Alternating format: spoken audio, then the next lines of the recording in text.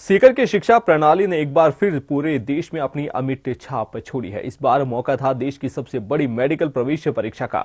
आज घोषित NEET UG 2025 के परीक्षा परिणाम में गुरुकृपा कोचिंग संस्थान के छात्र महेश कुमार ने ऑल इंडिया लेवल पर फर्स्ट रैंक हासिल कर कीर्तिमान बना दिया है।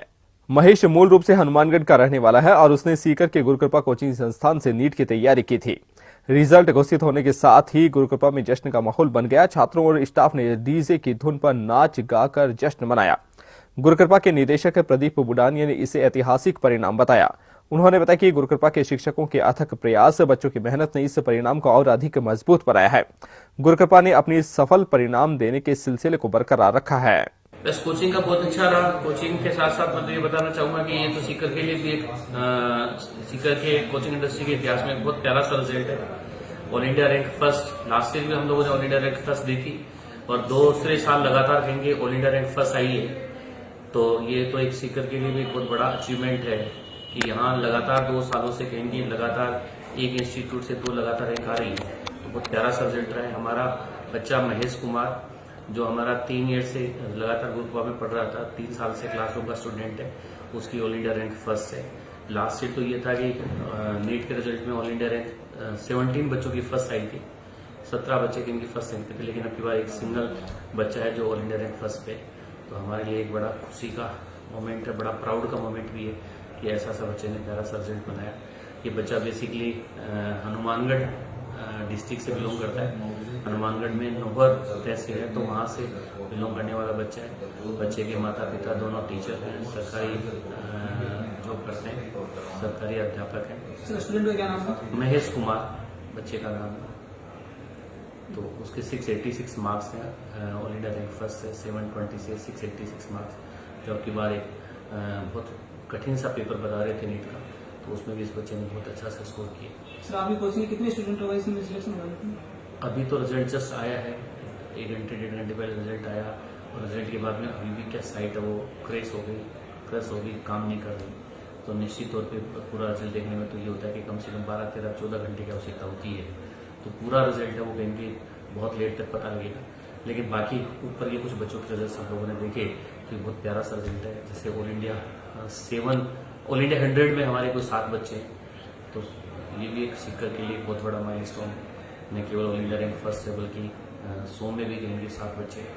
इसके अलावा कुछ कैटेगरी की भी बहुत अच्छी सिंगल डिजिट रैंक हमारे पास है।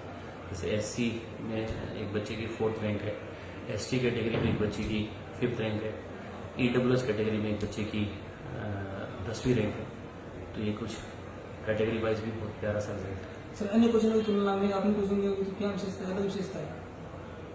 अलग विशेषता तो मैं क्या बताऊँ, ये तो आप लोग खुद ही देख सकते हो। ये जो परिणाम होता है वो अपने आप ही कहीं के सिद्ध कर देता है। कुछ तो अलग होता ही होगा गुरुकृपा में, क्योंकि लगातार ऑल इंडिया रैंक फर्स्ट आना, कहीं न कहीं इतना प्यारा सा रिजल्ट। जैसे इस साल हमेशा मेडिकल के स्टूडेंट के लिए हमेशा एक ड्रीम होता है कि मैं दिल्ली एम्स में पढ़ाई करूँ, दिल्ली एम्स में जाके पढ़ाई करूँ। तो दिल्ली एम्स में केवल 132 सीट्स हैं। तो इस बार हम लोगों की ये उम्मीद है कि यार कम से कम 12-13 बच्चे, 100% तो कहेंगे जब काउंसलिंग होती है तब पता लगता है, लेकिन 12 से 13 बच्चा कहेंगे इस बार हमारा दिल्ली एम्स में जाएगा।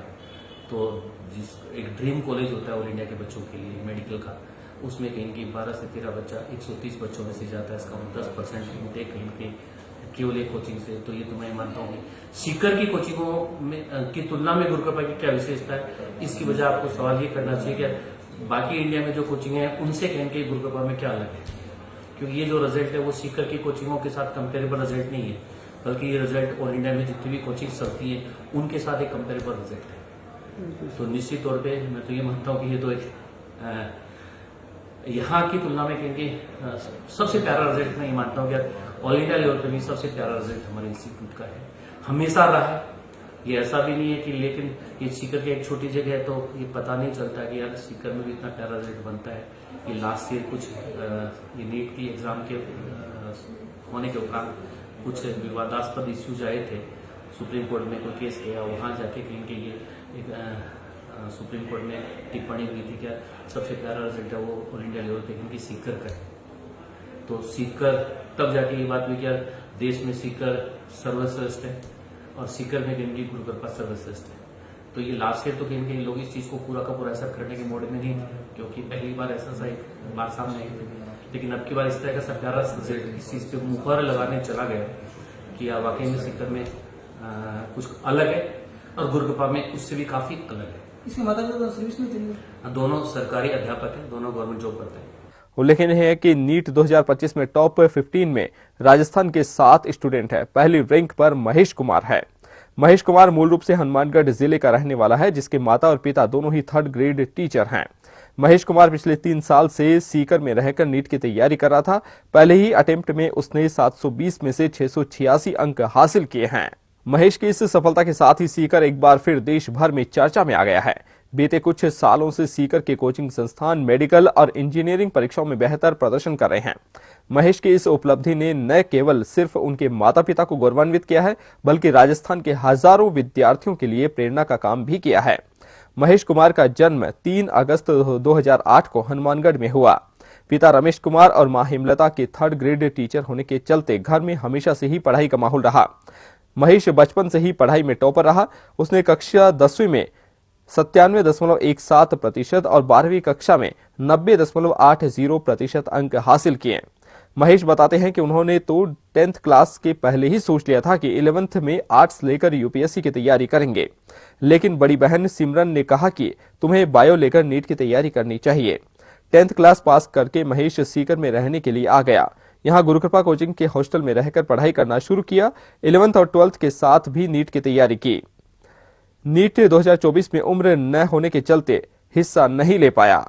इसके बाद इस साल 2025 में जब 4 मई को परीक्षा का आयोजन हुआ तो परीक्षा में शामिल हुआ। सीकर के नजदीक श्रीमाधोपुर में ही उसका परीक्षा सेंटर आया था।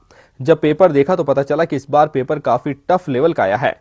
पेपर करने के बाद जब बाहर आया तब सभी स्टूडेंट्स काफी टेंशन में नजर आए, क्योंकि पेपर टफ होने के चलते किसी को पता नहीं था कि इस बार रिजल्ट में क्या होगा। लेकिन महेश को इतना जरूर पता था कि इस बार वह नीट में सेलेक्ट जरूर होगा। महेश बताता है कि उसने पढ़ाई को लेकर कभी भी ज्यादा टेंशन नहीं ली। पहले घर पर भी रूटीन पढ़ाई करता था। इसके बाद जब 2022 में सीकर में पढ़ाई करने के लिए आया तब से रोजाना 5 से 6 घंटे पढ़ाई करता था। चाहे कुछ भी हो, इस रूटीन को नहीं तोड़ता था।